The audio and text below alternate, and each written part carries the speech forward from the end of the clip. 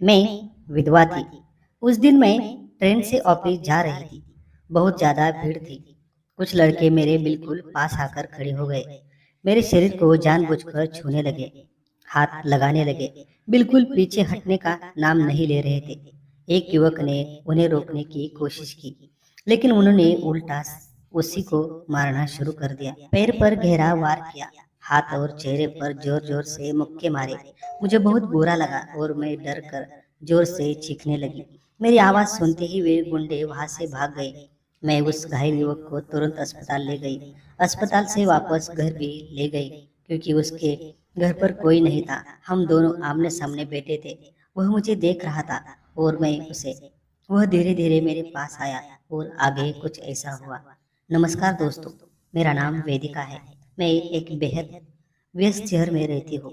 मैं केवल 28 साल की युवा, देखने में ठीक, लेकिन विधवा हूँ। मेरे पति का अचानक 1 साल पहले निधन हो गया था और उस सदमे से उबरने के लिए मैं अपने माता पिता के पास शहर में आ गई थी। हमारे छोटे से किराए के घर में मैं, माँ और पापा, हम तीन ही लोग रहते थे। मुझे भाई नहीं था और माँ पापा की आर्थिक स्थिति भी साधारण थी, इसलिए घर खर्च हमेशा बड़ी मुश्किल से चलता था। उन्होंने मुझे कभी कुछ बोला नहीं, कभी यह एहसास नहीं होने दिया कि मैं उनके लिए बोझ हूँ। लेकिन मन में हमेशा अपराध बोध रहता था, कहीं मैं उनके जीवन पर एक और बोझ तो नहीं बन रही। इसी वजह से मैंने तय किया कि अब घर की जिम्मेदारी मुझे भी उठानी होगी। मैं ग्रेजुएट थी, इसलिए कई जगह इंटरव्यू दिए और किस्मत से मुझे एक अच्छी कंपनी में नौकरी मिल गई। पिछले महीने से मैं जॉब पर जा रही थी, लेकिन ऑफिस घर से बहुत दूर था, इसलिए रोज ट्रेन से सफर करना पड़ता। उस दिन ट्रेन में हमेशा से ज्यादा भीड़ थी। मैं जैसे जैसे तैसे धक्का मुक्की सहते हुए डिब्बे में चढ़ी और पीछे जाकर सीट ढूंढने लगी, लेकिन जगह नहीं मिली। फिर मैं एक कोने में खड़ी हो गई। वहाँ एक युवक बैठा था, लगभग 30-31 साल का, गोरा, लंबा, गहरी आंखों वाला, बिल्कुल किसी फिल्म के हीरो जैसा। उसने मुझे खड़े देखा। मैं भी ठीक ठाक दिखती थी, गोरे रंग की, लंबे बालों वाली, तेज आंखों वाली, और उस दिन मैंने नीले रंग की सुंदर साड़ी पहनी थी। भीड़ देखकर वह तुरंत उठ गया और मुझे बैठने की जगह देने लगा। मैंने मना किया, लेकिन वह बहुत शांति से, विनम्रता से बोला, बैठ जाइए, भीड़ है, गिर जाएगी। उसकी आवाज में जो चिंता थी वह बिल्कुल सच्ची लगी और मैं बैठ गई। ट्रेन आगे चलती रही और तीसरे स्टेशन पर वह उतर गया। न जाने क्यों मुझे उसे देखने का मन हुआ। वह उतरते उतरते ही पीछे मुड़कर मुस्कुराया और मैंने भी हल्की सी मुस्कान दी। उस छोटी सी मुस्कान में एक अजीब सी मीठी सी ताजी भावना थी, जैसे मन में कोई पुराना दरवाजा खुला हो और अंदर अचानक ठंडी हवा आ गई हो। अगले कुछ दिन वैसे ही बीत गए, काम, घर, थकान, लेकिन ट्रेन का सफर मेरे दिन का सबसे प्यारा पल बनने लगा। लगभग 4-5 दिन बाद एक दिन फिर बहुत भीड़ थी। मैं पीछे जाकर जगह ढूंढने लगी और सामने वही युवक दिखा। उसने मुझे देखकर हल्की मुस्कान दी। मैंने भी अनायास मुस्कुराया।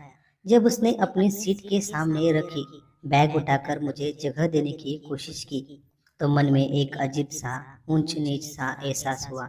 अपनी सीट छोड़कर, बैग हटाकर, बिना किसी मतलब के जगह देना, मेरे लिए यह छोटा सा काम भी बहुत बड़ा था।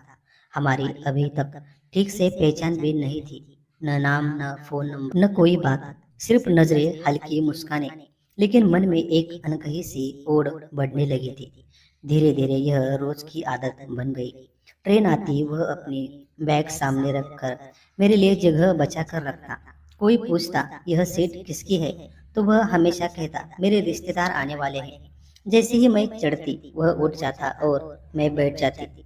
हम हमेशा की तरह एक दूसरे को हल्की सी मुस्कान देते। उसकी छोटी छोटी बातों से मेरे दिल में एक अजीब सी गर्माहट उतरने लगी। ऑफिस में काम करते समय, घर में बैठे हुए, रात को सोते हुए, मेरी आंखों के सामने वही मुस्कान। उसकी आंखों में एक ऐसी शांति थी कि जैसे मेरे भीतर की दर्द भरी जगहों पर मरहम लगाती हो। एक अचानक टूट चुके रिश्ते के बाद मैंने कभी सोचा नहीं था कि किसी के लिए मेरे मन में ऐसी भावना फिर से पैदा हो सकती है। लेकिन मन अपने नियम खुद बनाता है, किसी से पूछकर नहीं चलता। उस दिन भी मैं हमेशा की तरह ट्रेन में चढ़ी, लेकिन आज भीड़ हर दिन से ज्यादा थी, इतनी कि पैर रखने की जगह भी नहीं थी।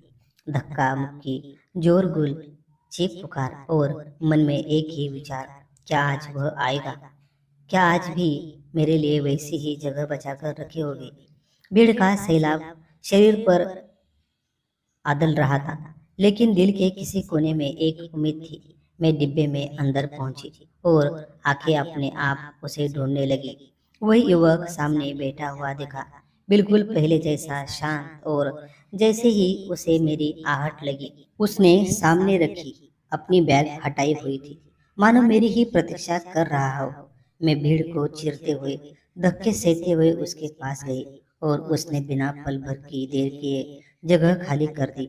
जैसे ही मैं बैठी, उसके चेहरे की मुस्कान और आंखों की शांति साफ दिखाई दी। उसके इस व्यवहार से मेरे दिल में उसके लिए एक अलग ही सम्मान बढ़ता जा रहा था। एक ऐसा इंसान जो बिना बोले अपने कर्मों से अपने स्वभाव की अच्छाई दिखा रहा था।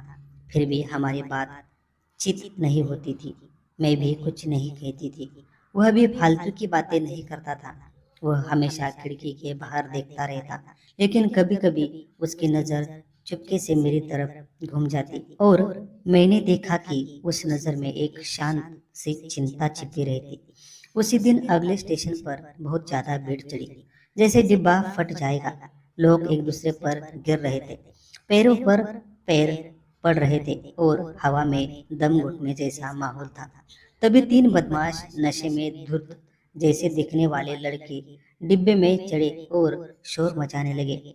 वे पीछे की तरफ आए और मुझ पर टकटकी लगाकर देखने लगे। उनमें से एक ने सीटी बजाई और दूसरे को बुलाया। कुछ ही सेकंड में वे तीनों मेरे सामने खड़े होकर मुझे परेशान करने वाली बातें करने लगे। क्या मामला है? शायद हमें देखकर डर गई है। ऐसे लोग अकेले दिख जाए तो कई परेशानियां हो सकती है। उनके शब्द सुनते ही मेरे पूरे शरीर में झुरझुरी सी दौड़ गई, दिल तेजी से धड़कने लगा। भीड़ का फायदा उठाकर एक ने मेरे हाथ के पास आने की कोशिश की, दूसरे ने मेरी कमर के आसपास झुककर नजदीकी आने का प्रयास किया। मेरे हाथ कांपने लगे, आंखें भर आई और डर से दिल तेजी से धड़कने लगा। सामने बैठा वही युवक यह सब देख रहा था और उसकी आंखों में धीरे धीरे गुस्से की आग फैलने लगी। मुझे शर्म, डर और असहायता महसूस हो रही थी। मैंने उन्हें कई बार धीरे से कहा, प्लीज परेशान मत करो, मैं मदद के लिए आवाज लगा दूंगी। लेकिन वे हल्के फुल्के अंदाज में हंसते हुए बोले, चिल्लाओ, कौन सुनने आएगा? पास ही बैठे एक बूढ़े अंकल ने डरते हुए कहा, बेटी को परेशान मत करो। लेकिन वे और जोर से हंसे। उनमें कोई डर नहीं था, कोई शर्म नहीं थी। मैं एक बार बेबस नजर से सामने बैठे युवक को देखी। मन में एक उम्मीद थी कि शायद कोई तो मेरे लिए खड़ा होगा। जैसे ही उसकी नजर मुझसे मिली, उसके चेहरे का लालपन और उभरा। उसने अपनी मुट्ठियां बीच ली। अगले ही पल वह अचानक उठा और जोर से बोला, अरे लड़की को क्यों परेशान कर रहे हो? जरा भी शर्म है तो दूर हटो। उसकी आवाज में जो दम था, जो हिम्मत थी, वह देखकर मैं दंग रह गई। लेकिन गुंडे रुके नहीं। उनमें से एक हंसते हुए बोला, ओए भाई, तुझे क्या करना है? बैठ चुपचाप, वरना तेरी शक्ल बिगाड़ देंगे। उनकी नजरें और भी घिनौनी होती जा रही थी। डिब्बे में से सब लोग डरे हुए छुपे थे, कोई बोलने की हिम्मत नहीं कर रहा था। लेकिन वह युवक पीछे नहीं हटा। उसकी आंखों में जैसे एक आग भड़क रही थी, मानो किसी ने मुझे छुआ तो वह दुनिया उलट देगा। वे गुंडे फिर से करीब आने लगे, गंदी बातें कर रहे थे, और उनमें से एक ने फिर से मेरे हाथ को छूने की कोशिश की। एक सेकंड में उस युवक ने बिना सोचे, बिना डरे, पूरी ताकत से उसके चेहरे पर जोरदार मुक्का मारा। वह लड़का पीछे जाकर लोहे की खिड़की से टकराया। पूरा डिब्बा एक पल के लिए शांत हो गया, लेकिन अगले ही पल बाकी दोनों उस युवक पर टूट पड़े और उसे मारने लगे। भीड़ इतनी थी कि कोई हिल भी नहीं सकता था। वह युवक अकेला तीनों का मुकाबला कर रहा था, लेकिन धीरे धीरे उसका शरीर ढीला पड़ने लगा। तभी वह लड़का जिसे पहला मुक्का लगा था, गुस्से से कांपते हुए अचानक उठ खड़ा हुआ। उसने जेब में से हाथ डाला और एक चमकती हुई चीज बाहर निकाली। वह एक तेज धार वाला चाकू था। इससे पहले कि कोई समझ पाता, उसने भीड़ की आड़ लेकर झुककर उसके पैर की तरफ एक तेज वार किया। सब कुछ इतनी तेजी से हुआ कि मेरे मुंह से अनायास चीख निकल गई। कुछ लोग डर कर पीछे हटे, कुछ के मुंह से चीख निकल गई, पर कोई मदद नहीं कर पा रहा था। पाँव रखने की जगह तक नहीं थी। वार इतना तेज था कि उसके पैर से लगातार खून निकल रहा था और हालात पर हालात बिगड़ते जा रहे थे। दर्द से तड़पता हुआ वह पीछे की ओर लड़खड़ाया और इतने में तीनों गुंडे मौका देखकर अगले स्टेशन आने से पहले ही भीड़ में घुल मिलकर गायब हो गए। युवक की ताकत जवाब दे गई और वह सीट से फिसल कर नीचे गिर पड़ा। पैर से लगातार खून बह रहा था। गाल की बुरी तरह सूज चुके थे। माथे पर गहरी खरोंचें थी और उसकी आंखों में दर्द और सदमे का मिला जुला भाव साफ दिखाई दे रहा था। मेरा दिल इतनी तेजी से धड़क रहा था कि जैसे छाती से मेरा दिल बाहर आ जाए। मैं कांपते हाथों से उसकी तरफ झुकी, अपनी बैग से दुपट्टा निकाला और उसकी जख्म पर कसकर बांध दिया। मेरे हाथ खून से भर गए, लेकिन उस समय मेरे लिए सिर्फ एक ही बात थी, उसे बचाना। वह दर्द में मुझे देख रहा था। उसकी आंखों में दर्द था, थकान थी, पर एक अजीब सा भरोसा भी, जैसे कह रहा हो, तुम हो न, मुझे कुछ नहीं होने दोगे। स्टेशन आते ही कुछ लोगों ने कहा, मैडम, अगले स्टेशन पर उतर जाइए, अस्पताल पास है। वह युवक दर्द से भरकर बोला, मैं ठीक हूँ, जरूरत नहीं। लेकिन उसकी आवाज में कोई दम नहीं था। उसने खुद को संभालने की कोशिश की, लेकिन वह मुश्किल से बैठ पा रहा था। मैं उसे वहां छोड़ नहीं सकती थी। ट्रेन रुकी, मैंने उसका हाथ पकड़ा, उसे सहारा दिया, उसके कंधों पर उसका हाथ रखा और दोनों प्लेटफॉर्म पर उतरे। लोग खड़े होकर देख रहे थे, कोई मदद नहीं कर रहा था। मैं उसे संभाल कर बाहर लाई, रिक्शा रोका और उसे बैठाया। उसके पैर हिलते ही उसके चेहरे पर दर्द की लकीर साफ दिखी। मेरी आंखें भर आई, पर मैं रोई नहीं। वह मुझे देख देख कर धीमे धीमे बोलता रहा, कुछ नहीं हुआ, प्लीज परेशान मत हो। उसके हर शब्द में दर्द था और हिम्मत भी। हम अस्पताल पहुंचे। डॉक्टर ने तुरंत उसे अंदर लिया, टाके लगाए, पट्टी की। डॉक्टर ने बाहर आकर कहा, घबराइए नहीं, हड्डी नहीं कटी है, लेकिन वार गहरा है। उसका इलाज पूरा होने के बाद डॉक्टर बाहर आए और बोले, सब ठीक है, इंजेक्शन दे दिया है, 2-3 दिन बाद ड्रेसिंग के लिए आना। सब सुनकर मैं थोड़ा संतुलित हुई। बिल भरा, दवाइयाँ ली और वापस उसके कमरे में दौड़ी। वह धीरे धीरे आंखें खोल रहा था। मुझे देखते ही उठने की कोशिश की। अरे मत उठिए, मैंने कहा। वह हल्के से मुस्कुराया, कुछ नहीं हुआ, मैं 2-3 दिन में ठीक हो जाऊंगा। उसकी मुस्कान में छुपा दर्द मुझे चीर रहा था। सॉरी, मेरी वजह से आपको यह सब सहना पड़ा। यह सुनकर वह चौंक कर बोला, आप सॉरी क्यों बोल रहे हैं? आपको वो गुंडे परेशान कर रहे थे। मैं कैसे चुप रहता? अगर उन्होंने आपको छुआ होता तो? मैं खुद को कभी माफ नहीं करता। उसकी आंखों में सच्चाई और उसके शब्दों की ताकत ने मेरे दिल को छू लिया। मैंने धीमे से पूछा, आपका नाम क्या है? वह बोला, महेश। मैं वेदिका, मैंने कहा। मेरा नाम सुनकर उसकी आंखों में एक हल्की कोमल चमक उभरी। वह बोला, बहुत सुंदर नाम है, बिल्कुल आपकी तरह शांत और सरल। मुझे पहली बार किसी के शब्द इतने गहरे लगे। चलिए, मैं आपको घर छोड़ देती हूँ, मैंने कहा। वह बोला, अरे नहीं, आप क्यों परेशान होंगी, मैं चला जाऊंगा। मैंने दृढ़ स्वर में कहा, नहीं, आप मेरे लिए खड़े हुए, मैं आपको अकेले नहीं जाने दूंगी। वह मुस्कुराया, ठीक है, जैसी आपकी इच्छा। फिर मैं उसे सहारा देकर बाहर लाई। रिक्शे में बैठे और उसके खांधे का हल्का सा स्पर्श मेरे हाथ से महसूस होते ही दिल में एक अजीब सी गर्माहट उतर आई। उसके सांसों की थरथराहट मेरे कानों में साफ सुनाई दे रही थी और मुझे उसके हर दर्द का एहसास हो रहा था। वह बीच बीच में मेरी तरफ देखता और मैं अनायास उसकी ओर तेज ही नजरें मिलती। हम दोनों जल्दी से नजरें झुका लेते, मानो उस नजर में कोई अनकही मीठी शर्म भरी नजदीकी छिपी हो। एक ऐसा एहसास जिसे शब्दों में बांधा नहीं जा सकता, लेकिन जो दिल के भीतर धीरे धीरे घर कर लेता है। 15-20 मिनट में रिक्शा एक छोटे पर सलीकेदार 2 कमरों के घर के सामने रुका। शहर में 2 कमरे होना बड़ी बात थी और महेश के चेहरे पर अपने इस घर को लेकर एक शांत गर्व साफ दिख रहा था। उसने चाबी निकाली, दरवाजा खोला और हम अंदर आए। मैंने उसे खाट पर बैठाया और वह धीरे से बैठ गया। घर को मैंने एक नजर देखा। 2 सादे साफ कमरे, कुछ सामान यहाँ वहाँ, रसोई में बर्तन एक अकेले आदमी के जीवन की गवाही दे रहे थे। यह देखकर लगा कि इस घर में कई दिनों से किसी अपनत्व का कदम नहीं पड़ा था। मैंने पूछा, आपके घर में कोई नहीं होता क्या? वह कुछ पल चुप रहा, फिर धीमे स्वर में बोला, सच बताओ वेदिका, मैं अकेला रहता हूँ।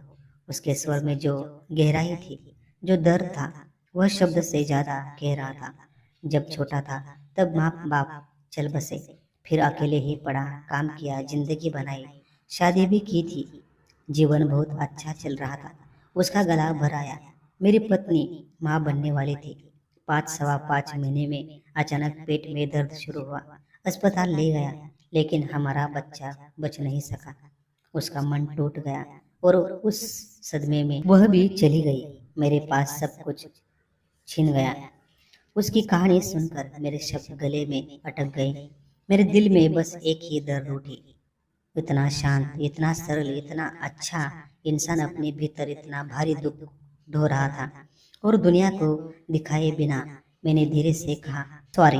मैंने जाने बुझे बिना पूछ लिया, मुझे पता नहीं था। वह हल्के से मुस्कुराया, ऐसा मत कही वेदिका। उल्टा इतने सालों बाद आज मन हल्का हुआ। शायद पहली बार किसी के सामने सब कह पाया। हम दोनों कुछ देर चुप रहे। फिर मैंने पूछा, फिर खाना कौन बनाता है? वह सहज बोला, खुद ही। कभी बनाता है, कभी नहीं, कभी सिर्फ ब्रेड चाय। उसकी बात सुनकर मेरा दिल भर आया। उसकी जिंदगी में कोई भी उसकी परवाह करने वाला नहीं था। मैंने दृढ़ स्वर में कहा, आज खाना मैं बनाकर ही जाऊंगी। वह फिर बोला, अरे नहीं, जरूरत नहीं है, तकलीफ होगी। लेकिन मैंने उसकी एक न सुनी। हम दोनों रसोई में गए। मैं खाना बनाने लगी और वह दरवाजे से टिक कर खड़ा मुझे देख रहा था। उसकी नज़रों में एक शांति, एक सम्मान और एक अपनापन था। मैं थोड़ी शर्मा गई, बाल कान के पीछे किए और फिर काम में लग गई। शायद कई सालों बाद उसके घर में किसी ने उसके लिए प्यार से खाना बनाया था। यह सुख उसकी आंखों में साफ दिख रहा था। कुछ देर में खाना बन गया। मैंने कहा, आप पहले खाइए, दवाइयाँ समय पर लीजिए, मुझे ऑफिस के लिए देर हो रही है। यह कहते ही वह धीमे गर्म स्वर में बोला, बेवजह इतनी तकलीफ ली, शाम को न आओ तो भी चलेगा। उसके स्वर में जो चिंता थी वह दिल में उतर गई। मैंने उसके चेहरे की ओर देखकर कहा, नहीं, मैं आऊंगी। और उसकी मुस्कान दिन भर मेरे मन में घर करती रही। मैं ऑफिस गई, कारण बताया, काम में लगी रही, लेकिन मन बार बार महेश के पास लौट जाता। उसकी सूजी आंखें, घायल पैर, खून, दर्द, सब कुछ याद आते ही दिल भीग जाता। वह हर दिन मेरे लिए ट्रेन में सिर बचाकर रखता था और उस छोटी सी देखभाल में छिपा बड़ा सा अपनापन मेरी सोच से हटता ही नहीं था। शाम को ऑफिस से निकलकर मैं घर आई। माँ पापा भी आ चुके थे। मैंने पूरा किस्सा उन्हें बताया, गुंडों की बदसलूकी, महेश की हिम्मत, उसका घायल होना, अस्पताल, टाके, सब कुछ। माँ पापा के चेहरे पर सदमा, दुख और कृतज्ञता का एक साथ ही दिख रहे थे। माँ बोली, हमें उस महेश से मिलना चाहिए। उसने हमारी बेटी की सुरक्षा की, अपना खून बहाया है, हमें धन्यवाद देना ही होगा। पापा बोले, हाँ, उसे अकेले मत छोड़ो, खाना बनाते हैं और तीनों लेकर चलते हैं। माँ पापा की बात सुनकर मन हल्का हुआ। मैंने गरम गरम रोटी, सब्जी, चावल, आमटी बनाई और डब्बे में पैक किया। हम तीनों महेश के घर पहुंचे। मैंने धीरे से दरवाजा खटखटाया। महेश ने दरवाजा खोला, थका हुआ चेहरा, लेकिन वही सभ्य मुस्कान। आइए, उसने कहा। हम बैठे। वह पानी लाने उठा, लेकिन मैंने कहा, रुकिए, मैं ले आती हूँ। माँ पापा उससे बातें करने लगे। पापा बोले, हमारा धन्यवाद स्वीकार करो बेटा, तुमने हमारी बेटी की जान बचाई। मैंने चाय बनाई और तीनों को दी। कप कम थे, इसलिए मैंने अपने लिए नहीं लिया। वे बातें कर रहे थे और मैं चुपचाप महेश को देख रही थी। वह बोला, अंकल, मैंने कुछ नहीं किया।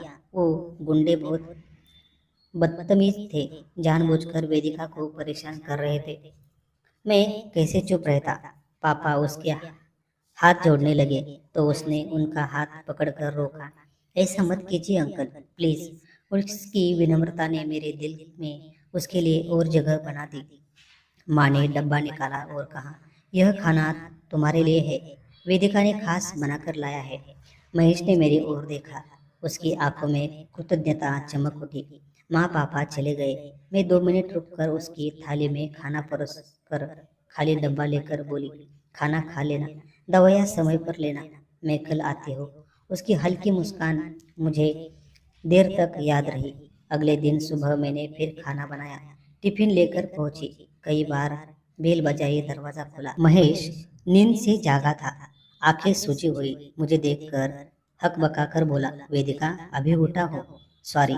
मैंने मुस्कुराकर टिफिन दिया। वह बोला, रोज रोज मत लाया करो, मैं छोटा बच्चा नहीं हूँ। मैंने प्रेम से कहा, लाज मत करो, तुमने मेरे लिए जान जोखिम में डाली। यह तो कुछ भी नहीं। हमारी नजरें मिली। उस नजर में एक अनकही ओर थी, जैसे चुपचाप सब कुछ कह रही हो। कुछ दिनों बाद उसके टाके भर गए। हमने अस्पताल जाकर टाके निकलवाए। मैं उसे रिक्शे में बैठा कर ऑफिस चली गई। उसके चेहरे की मुस्कान दिन भर याद रही। अगले 8-10 दिन ऐसे ही बीते। मैं खाना देती, वह मेरी राह देखता। हम करीब आने लगे। बातें, मुस्कानें, नजरें, सब में एक दूसरे के लिए स्नेह उभरता गया।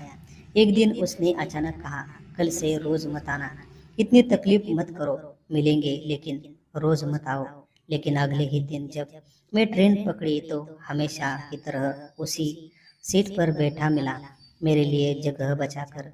मैं उसके सामने जाकर बैठी। खिड़की से बाहर गुजरते शहर को देखते देखते हमारी नजर अचानक मिली और उस एक नजर में गहरी शांत पहचान थी, जैसे दोनों के मानो एक ही बात स्वीकार कर ली, यह रिश्ता अब कुछ और बन रहा है। ट्रेन दौड़ती रही, शहर पीछे छूटता रहा, लेकिन हमारी नजदीकी दिन ब दिन आगे बढ़ती गई। कुछ महीनों में महेश मेरे दिल में धीरे धीरे ऐसी जगह बना चुका था जहाँ कोई और कभी नहीं पहुंचा था। पर एक सवाल मन में बार बार आता, क्या वह भी मुझे पसंद करता है या सिर्फ एक दोस्त की तरह देखता है। हमारी मुलाकातों को लगभग महीना हो गया था। रविवार था, ऑफिस नहीं था, घर में आराम था, लेकिन मन में पूरा दिन महेश ही था। उसके लिए मैं क्या कर सकती हूँ, यह सोचते सोचते मैंने तय किया, उसे कुछ देना चाहिए ताकि उसे पता चले कि वह किसी के लिए खास है। मैं घड़ी की दुकान में गई और एक सुंदर, सरल लेकिन स्टाइलिश घड़ी खरीदी। महेश की शख्सियत जैसे ही उसे हाथ में लेते ही लगा, यह उस पर बिल्कुल जमेगा। मैं उसके घर गई, बेल दबाई, उसने दरवाजा खोला, आश्चर्य से बोला, वेदिका, आज यहाँ रास्ता भूल गई क्या? मैं हंसकर बोली, नहीं, तुम्हारी याद आई इसलिए आई। हम अंदर आए, उसने पानी दिया, हम बातें करने लगे। फिर मैंने कहा, मैं तुम्हारे लिए एक छोटा सा गिफ्ट लाई हूँ। वह हक्का बक्का होकर बोला, मेरे लिए और गिफ्ट? मैंने गिफ्ट उसकी ओर बढ़ाया। उसने खोला। अंदर की सुंदर घड़ी देखकर वह कुछ सेकंड बिल्कुल जड़ हो गया। उसकी आंखें भर आई, होठ कांपने लगे, जैसे उसने कभी उम्मीद ही नहीं की थी कि कोई उसके लिए इतना सोचकर कुछ खरीदेगा। उसके जीवन में तो हमेशा अकेलापन ही रहा था। यह घड़ी सिर्फ घड़ी नहीं थी, यह किसी की ममता, किसी के प्यार की पहली निशानी थी। उसकी आंख से एक आंसू ढलक गया। मैं उसके करीब गई और उंगलियों से उसका आंसू पोंछा। हमारी नजरें एक दूसरे में अटक गई। उन आंखों में शब्द नहीं थे, प्यार था, अपनापन था, रोके न रोके ऐसी एक अनकही भावना थी। अगले ही पल जैसे बरसों से रोका हुआ स्नेह उमड़ आया। हम दोनों एक दूसरे के बहुत करीब आ गए और गले लग गए। उसकी बाहों में एक ऐसी गर्माहट थी जैसे किसी ने मेरी टूटे हुए मन को पहली बार थाम लिया हो।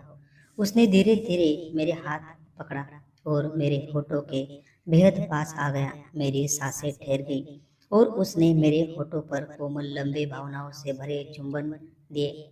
मैं रो पड़ी। मैंने धीमे से कहा, महेश, सच बताओ, पिछले 1.5 महीने से तुम मेरे दिल में बस गए हो। मुझे तुम बहुत पसंद हो। महेश ने भी कांपती आवाज में कहा, वेदिका, मुझे भी तुम बहुत पसंद हो। पहली बार ट्रेन में तुम्हें देखा, उस दिन दिल तुम पर आ गया था। रोज इंतजार रहता था कि तुम आओ, इसलिए मैं रोज तुम्हारे लिए सीट पकड़ कर रखता था। तुम आने तक मेरी आंखें दरवाजे से हटती ही नहीं थी। मैं शर्म से नजरें झुका ली और कहा, पर महेश, मैं विधवा हूँ, माँ बाप के साथ रहती हूँ। मेरी जिंदगी बहुत साधारण है। इससे पहले कि मैं अपनी बात पूरी करता, महेश ने मेरा हाथ पकड़कर प्यार से अपने करीब लिया और बोला, वेदिका, तुम विधवा हो तो क्या हुआ? वह तुम्हारी पहचान नहीं है। तुम युवा हो, दिल से बहुत अच्छी हो, सुंदर हो। मेरे लिए तुम सिर्फ वेदिका हो, मेरी वेदिका। और तुम्हारे माँ बाप, वे मेरे लिए भी माँ बाप जैसे हैं। तुम मेरे लिए सब कुछ हो। उसके शब्द इतने सच्चे थे कि मेरे आंसू रुक ही नहीं रह पाए। मेरे होठों को हल्के से छू लिया और उस पल पहली बार मुझे लगा मैं किसी के दिल में पूरी तरह बस गई हूँ। उसके बाद हमारा रिश्ता और गहरा होता गया। हम साथ साथ घूमने लगे, कभी फिल्म, कभी सड़क पर टहलना, कभी स्टेशन पर चाय पीने लेना, कभी खिड़की से बाहर देखते हुए धीमी धीमी बातें। उसकी हंसी, उसका स्नेह, उसकी परवाह, सब कुछ मेरे दिल में ऐसे उतर गया जैसे कोई पुराने घाव पर दवा लगा रहा। 5-6 महीने बाद हमने तय किया, अब इस रिश्ते को एक नाम देना चाहिए। मैं महेश को लेकर अपने घर गई। माँ पापा ने हमें साथ देकर इतना सुकून महसूस किया कि मेरी आंखें भर आई। महेश ने मेरी रक्षा की थी, मेरे लिए खून बहाया था। उनके लिए इससे बड़ा कोई प्रणाम नहीं था। उन्होंने बिना एक भी सवाल पूछे हमारा रिश्ता स्वीकार कर लिया। कुछ दिनों बाद हमारा विवाह हुआ, एक छोटे सुंदर हॉल में, परिवार और प्यार से भरा हुआ। हंसी खुशी और दो टूटे हुए दिलों ने एक दूसरे में पाया हुआ जीवन का नया उजाला। आज मैं, महेश और मेरे माँ पापा, हम सब साथ रहते हैं। प्यार, शांति और सम्मान से यह दो घायल दिलों की वह खूबसूरत यात्रा है जिसने एक दूसरे में रोशनी पाई। जिंदगी की चोटों से निकला हुआ प्यार, अकेलेपन के अंधेरे से उभर कर मिला हुआ एक नया सवेरा। कभी कभी हमें लगता है कि जिंदगी खत्म हो चुकी है, लेकिन तभी कोई आता है, हमारे टूटे हुए हिस्सों को जोड़ता है और साबित करता है दुनिया में आज भी अच्छाई है। असली खूबसूरती में नहीं होती, बल्कि स्वभाव में होती है। उस हिम्मत में होती है जो किसी और को बचाने के लिए अपनी जान दांव पर लगा दे। अब मैं वापस पूछती हूँ, क्या आपके जीवन में भी कभी कोई ऐसा मिला है जिसने टूटे हुए वक्त में आपको संभाला हो, आपको फिर से जीने की वजह दी हो? अपना अनुभव कमेंट में ज़रूर लिखें और कहानी कैसी लगी वह भी बताइए। अगर मेरी और महेश की प्रेम कहानी आपको पसंद आई हो तो लाइक करें, शेयर करें और चैनल को सब्सक्राइब करना मत भूलिए। धन्यवाद।